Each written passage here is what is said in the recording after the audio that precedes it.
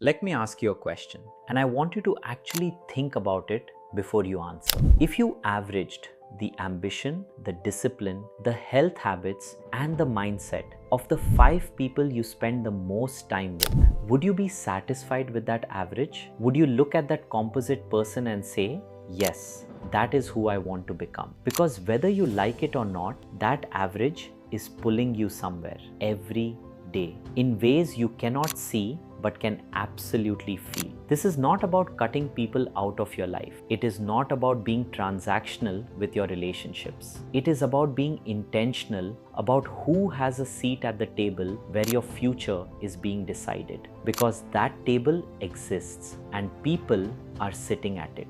The question is whether you chose them or whether they chose themselves. I am Prashant Nagpal. This is the Better Daily podcast. Let us get into it. When I moved from India to the United States for medical training, I underwent an involuntary and complete reset of my social circle. Overnight, every person I had grown up with, studied with, built my early identity around was 12 time zones away. I arrived with 2 suitcases and 0 local relationships. The first few months were isolating in a way I was not prepared for. Not just geographically, culturally, professionally. I was simultaneously one of the educated people in most rooms and one of the least equipped to navigate them.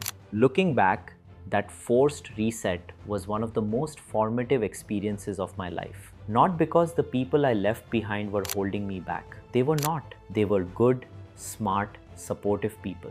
But the people I found in the new environment, the attendings, the co-trainees, the mentors who saw something in me before I saw it in myself, those relationships expanded what I thought was possible for my career, my thinking, my ambition in ways that would not have happened if I had stayed in my original circle. One attending I worked with had a phrase he used when reviewing imaging cases with me. He would pull up the scan, look at me and say, "Show me the image and tell me what you think." Not what the prior report of this case says, not what the last attending told you. What do you think? He was not testing my knowledge. He was training me to have my own voice, my own clinical judgment. He was teaching me that being right mattered less than being willing to think independently and defend a position with evidence. That relationship changed my trajectory. Not because he gave me a job or a recommendation, although he did, because he changed what I believed about my own capability. He raised my internal ceiling. That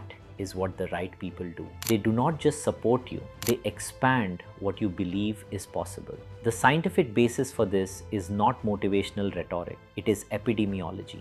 Nicholas Christakis and James Fowler published landmark research in the New England Journal of Medicine showing that obesity spreads through social networks.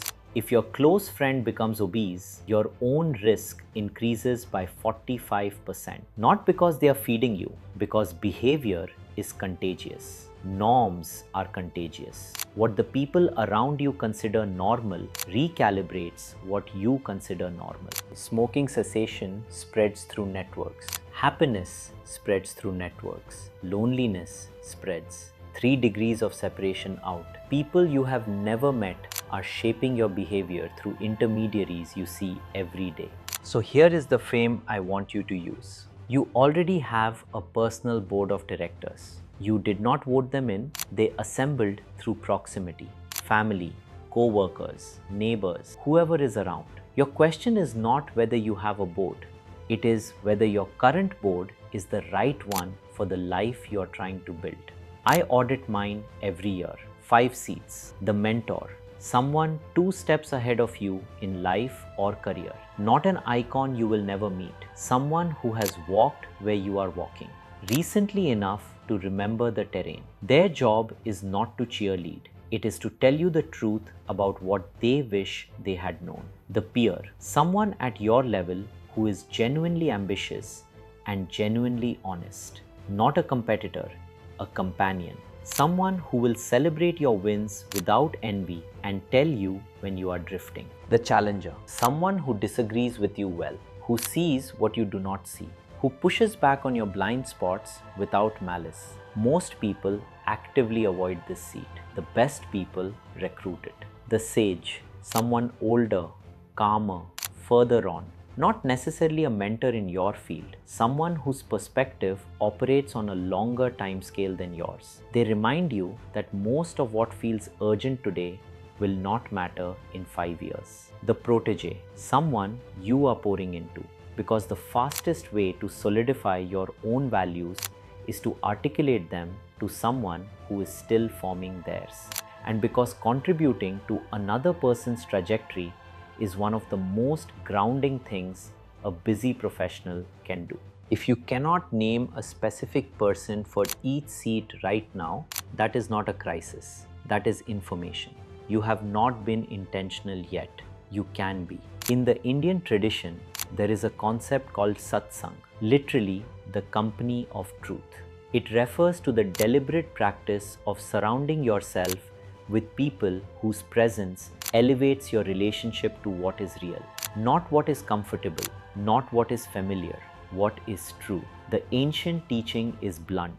Your proximity to truth is largely a function of your proximity to truthful people. Here is your application. Move 1. Name your board. 5 seats. Mentor, peer, challenger, sage, protege. Write a specific name for each, or write vacant if you have no one. That blank space is your assignment. Move 2. Strengthen one seat. Pick the one that is vacant or weakest. Reach out to a specific person this week. Not a vague reconnection, a specific ask. I would value 15 minutes to ask you about how you navigated the transition to leadership. Specific, bounded, respectful. Move 3. Audit the noise. Who are the people currently consuming your bandwidth who are not on the board? Not cutting them out, but being honest about how much airtime they deserve. Bandwidth is finite, so is your future. Here is the clinical frame. In imaging, we talk constantly about signal to noise ratio. Signal is the diagnostic information. Noise is background interference. A great image is not made by adding more signal. It is made by reducing the noise so the signal becomes visible. Your relational life works the same way. You do not build a great life by adding more people. You build it by clarifying who matters, who is signal, who is noise, who belongs at the table. Chanakya wrote that the company you keep is the single most reliable predictor of the life you will live. Not your intelligence, not your talent, not your ambition, the people around you. Choose that board deliberately. The person you are becoming is already in the room. I am Prashant Nagpal. This is the Better Daily Podcast. Small shifts, big life. I will see you in the next one.